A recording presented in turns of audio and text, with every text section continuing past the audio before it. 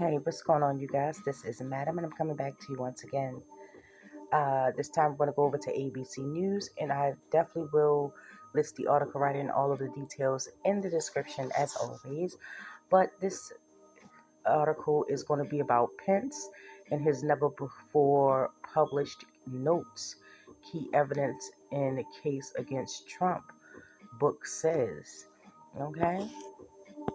It says Donald Trump berated Mike Pence, calling his then vice president a wimp during the final phone call on January 6, 2021, hours before Congress certified the 2020 election of Joe Biden, according to Pence's previously unpublished notes, included in a new book by ABC News chief Washington correspondent Jonathan Carr.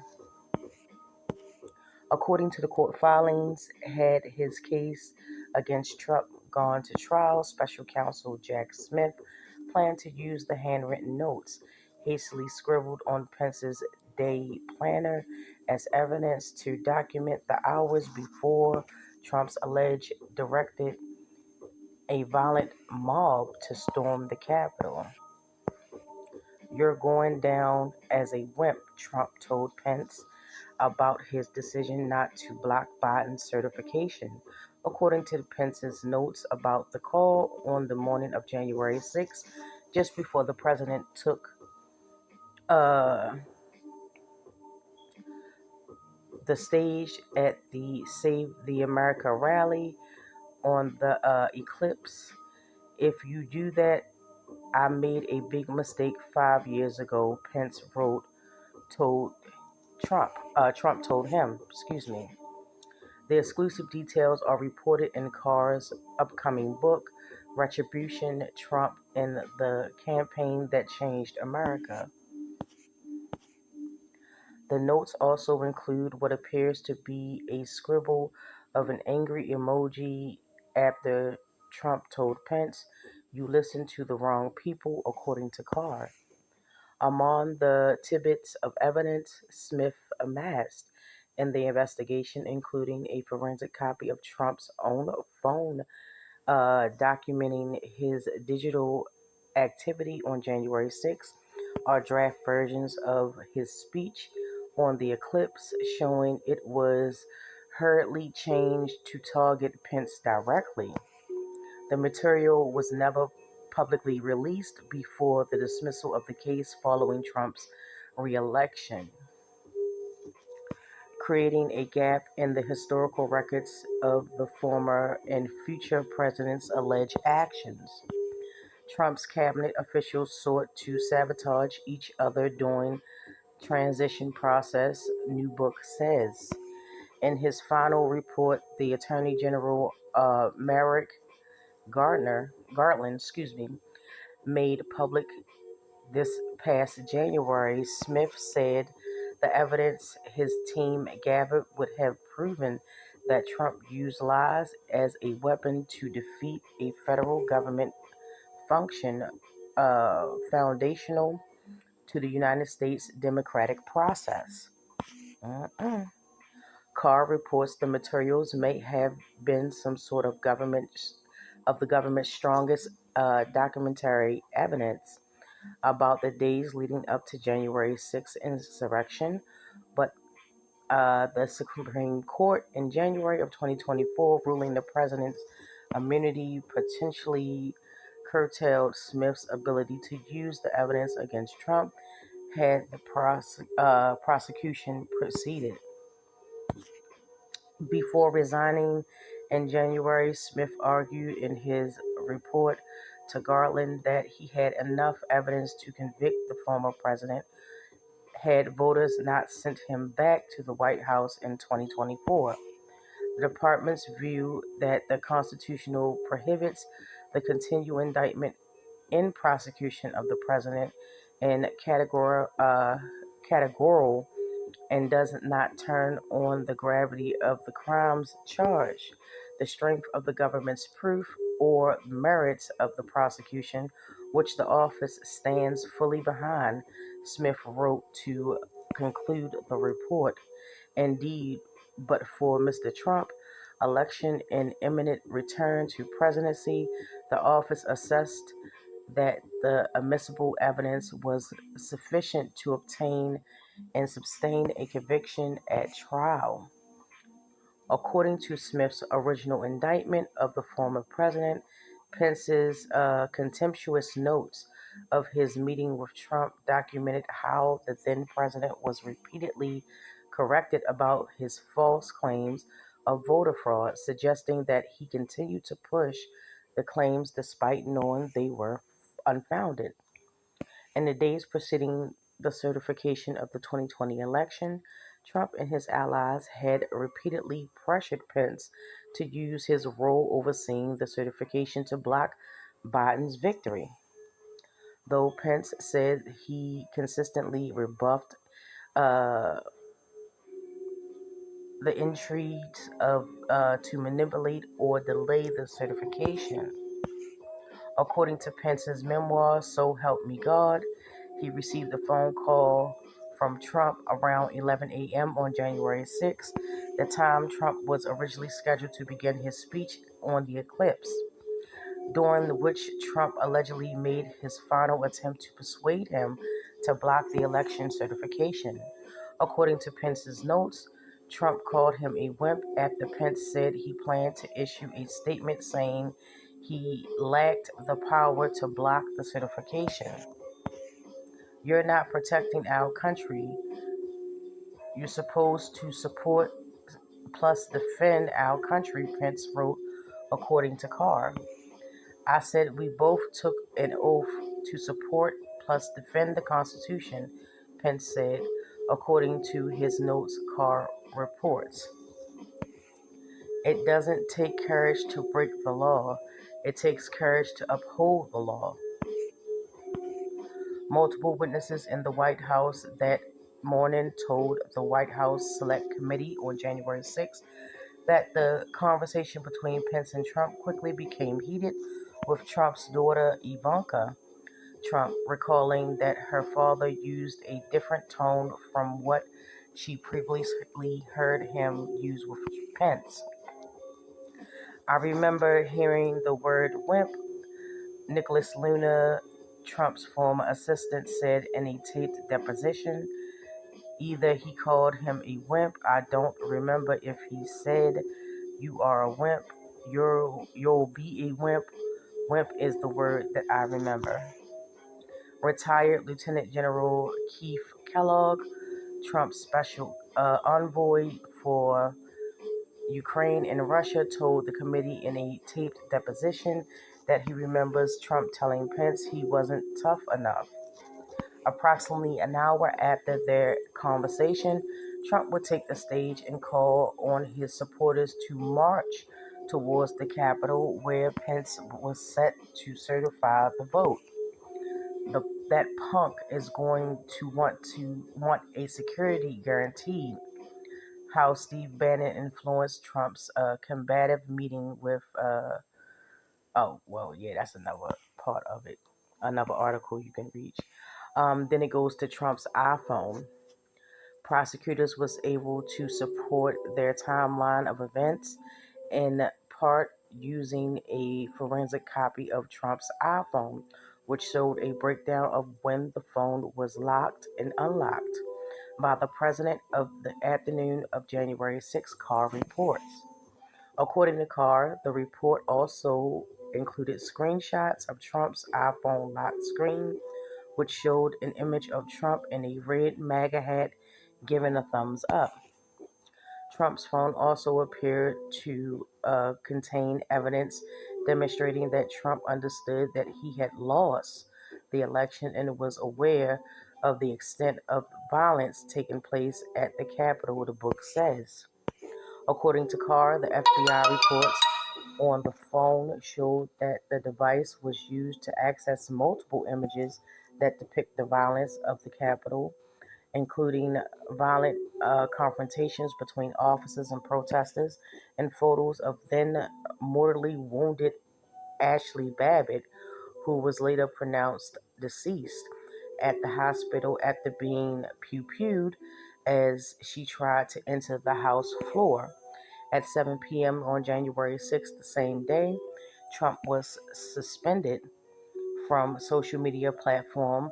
His phone was also used to visit a Twitter help page about account lock on January 6th, one day after Trump was locked out of his Twitter account, Carr reports. Biggest Trump fan. Uh, that's another article. But it continues to say Smith would have used the digital forensic evidence to demonstrate Trump's state of mind and knowledge of events as they unfolded to support the special counsel's allegations that Trump knowingly deceived voters about the election results. The book says. Uh, the through line of all of Mr. Trump's criminal efforts were deceit, Smith wrote in the final report. And that is the end of the article right there.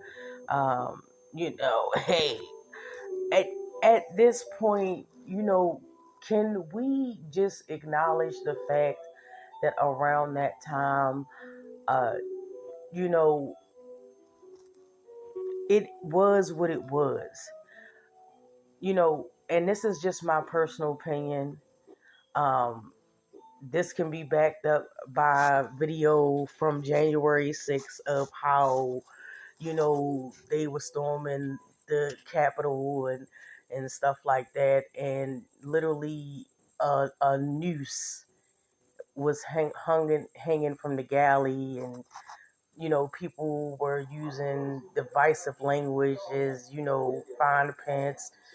He's and all of this stuff. He's a traitor and all of this stuff. And you cannot sit there and tell me with good conscience that this was not knowingly riling people up to do things that have never been done in recent history on the Capitol.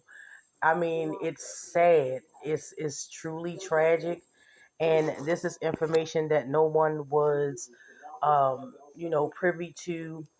And this is why it's so important that Jack Smith testifies publicly, in my opinion, on Capitol Hill for the people to see. For the people to see. It has been so much information. Some of it has, legs under it, and it can be validated, and some of it, a lot of it is just disinformation. 2020, and still even to this day, as recently as maybe last week, Trump tweeted out on his Truth Social that the 2020 election was rigged, and all of this other stuff that he was saying. But come on, bro, come on. Like it at the very least, and again, this is my opinion, at the very least, is giving sore loser vibe. It's given, okay, I had this power, I had this position. I felt I earned it, I won it, I earned it, and I don't want to relinquish it. And that's the perception that I got from the whole ordeal. And then to literally see people, American people, some of them have fought for this country, some of them have worked for the country at that time, um, you know, to take it upon themselves and create civil unrest, and then for it to be downplayed as literally, it was just a simple protest, or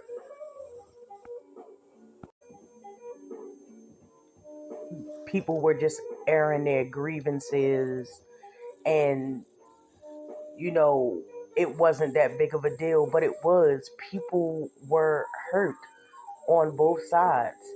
Unfortunately, some of those officers that were, it was their job to protect the Capitol, ultimately wind up self-deleting because of this. Not to mention the trauma that their family faced. Um, it's always a sad thing when people lose their life, regardless of what side that they were on.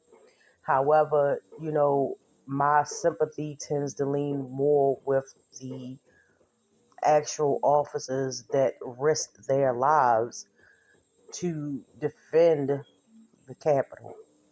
You know, I'm not saying that no life is insignificant. However, this was unwarranted, and it was all because of what seems like disinformation and just playing to people's emotions at the time. Emotions were very high. Emotions, everything was tense, and to feel like something's been stolen from you. How many times in our real life have any of us been in that situation? Just as an example, have been in that situation where we felt like something was stolen from us or something was robbed for us. We didn't get the job, or we didn't win the contest, or insert your personal experience of something that you felt that you should have gotten but you didn't. We didn't go and confront these people and riot and destroy property and uh you know anything like that. We took it in stride. Okay, you know it happens. you know it's nothing wrong with losing. It's nothing wrong with losing. It takes more courage and more restraint to actually admit and make peace with a loss than to act out. That's the easy way. That's the most easiest way to act out, and especially if it was fair and square. And in my opinion, it was fair and square. He lost the 2020 election. He lost. Point blank period. He lost. He lost because of how he handled things when he was in office. Namely, for me personally, it was the way that he handled and rolled out the help in terms of what was going on at the time, and it was the pandemic. You know, um, I just feel it could have been done a little bit better. But again, like I said, my opinion. But let me know what you guys think. Drop down in the comment section. I would definitely love to hear from you. It doesn't matter what political affiliation you have, all are welcome. So, as long as you keep it respectful, you know, I mean, I can understand you support either side, but please keep it respectful. I'm not affiliated with any party. So, just to let y'all know off top, don't come in there and drop down in the comment section talking about, oh, you're a leftist. No, no, no. I'm just letting you know. You can't use that talking point. Please don't do that. But all are welcome. Give me your opinions, and we'll chop it up in the chat. Or the community. Thank you so much for watching my video. I truly do appreciate it. And with that, you guys, I'm going to head on out. But, free speech is for everyone. You know, there's no limits on speech unless you are inciting harm or a rant. Okay? But talk to y'all later.